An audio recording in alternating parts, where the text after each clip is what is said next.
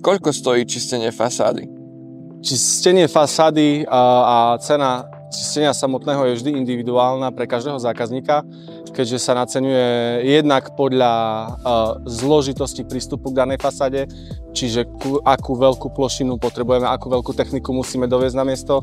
Samozrejme záleží na veľkosti čistenej plochy, či je to malý domček alebo jedna stena z malého domčeku, alebo je to niekoľko vchodová, 11-poschodová bytovka. Vždy to u nás funguje vlastne tak, že sa zavolá na telefónne číslo, ktoré máme na všetkých materiáloch reklamných aj autách.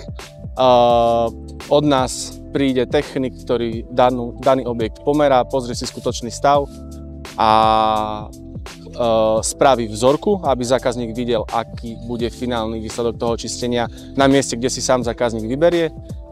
A potom sa vlastne posiela cenová ponuka konkrétne na mieru pre každú zakázku osobitne.